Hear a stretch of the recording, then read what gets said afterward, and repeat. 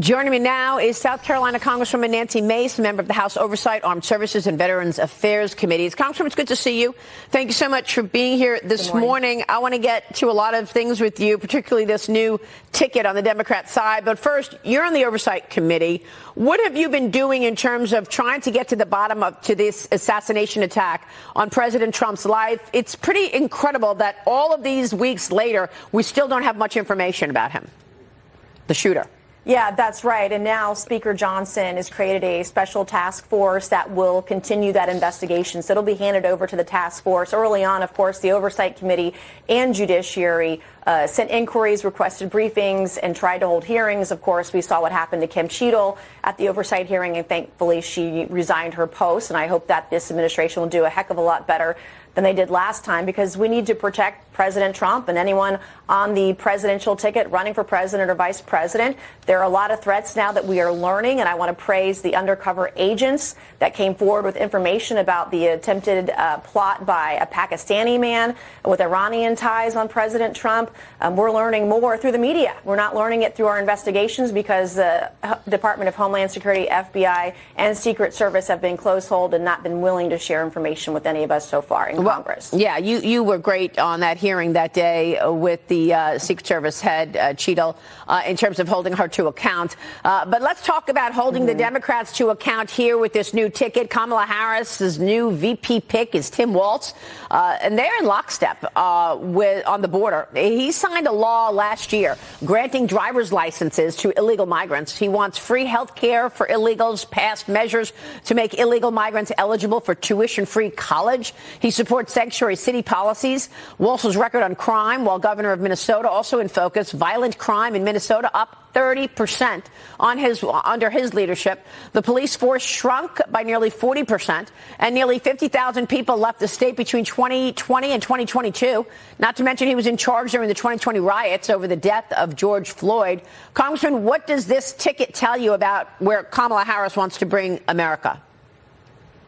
Well, it's shocking, really, how far left the Democrat Party has gone. This is the most woke, most progressive, most far-left ticket in American history. And, Maria, I've said this many times on your program. I represent a very purple district. 40% or more of my voters are independent. They're not affiliated with Republicans or Democrats. I'm going to rebrand Tim Waltz as Tampon Tim. Women's issues are very important in my district. They have been since overturning Roe v. Wade. And here's a guy that doesn't know the difference between men and women, that wants tampons in boys' restrooms, that wants kids to be able to cut off their body parts without their parents' permission, that doesn't keep our communities safe. It's unbelievable that this is where we are today, that this is the conversation we have to have. I would much rather be talking about the economy and how we're going to balance the budget and spending. But I got to go back to the basics here, because this is offensive. It's offensive as a woman, as a mother to a daughter, that this is what's going on. This is who they're putting on the ticket. And he's probably further left than Kamala. Both of them want to defund the police. They're okay with Black Lives Matter and Antifa, political violence across the country. They're okay with cities being burned down.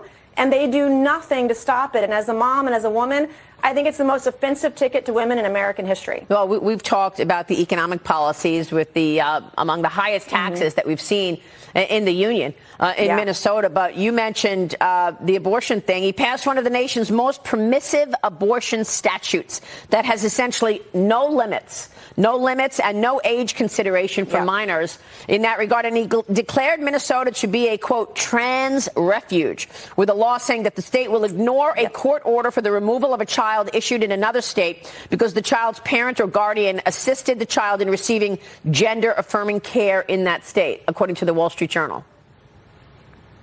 Yeah, if you're a mom or a dad, this is not a ticket that you can support in any way, shape, or form. And whether you are pro-choice or pro-life, there is a lot of agreement that there should be limitations at some point, at the very minimum, at some point in the second trimester. And here's a guy who doesn't support parents, doesn't support kids. This is sick. This is not science.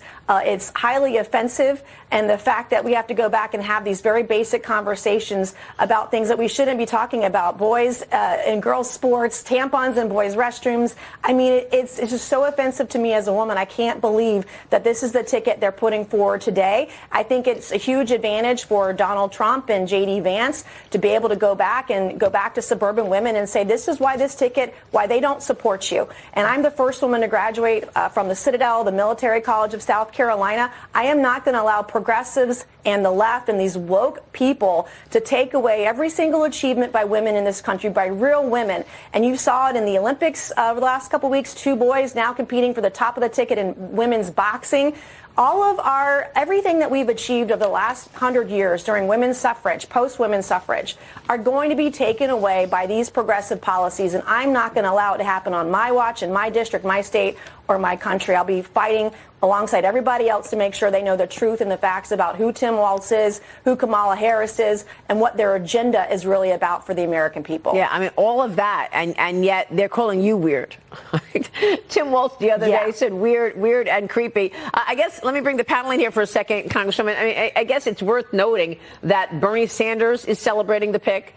Alexandria Ocasio-Cortez is celebrating the pick. Yeah. Okay, so all the real lefties in Congress are all in on Tim Waltz, Emily. Yeah, I mean, I think you're seeing that. You're seeing the far left folks really double down on him. And I'd love to ask the Congresswoman a little bit about, your colleague, your oversight colleague, Cori Bush, just lost her primary. Do you think that the American people are going to reject this kind of progressive far left agenda? Well, they already are. That's 2 squad members down in this primary cycle, in the 24 cycle of Democrat primaries. How many more to go? Ilhan Omar has her primary next week, and I hope that voters in Minnesota will take her out, that they'll elect someone who's maybe a more moderate or centrist person. Yep. These are not the values of America, and that's what's at stake here in November. It's all at stake. Yep. Congressman, before you go, update us on Tropical Storm Debby, how your state is dealing with this heavy flooding. And of course, it's quite dangerous out there. We understand it's going to be gone by Sunday. What are you seeing? Well, our curfews are now being lifted today. There is a significant amount of dry air in the storm that is helping with reducing the flooding that's going on. I would caution people as they get back on the roads today and tomorrow to be cautious, to be wary, and to be safe, and don't go on flooded roads if you can help it. All right, Congresswoman, good to see you. Thank you so much. Congresswoman Nancy Mace. Thank you. Joining us. We'll see you soon. We'll be right back. Stay with us. Stewart.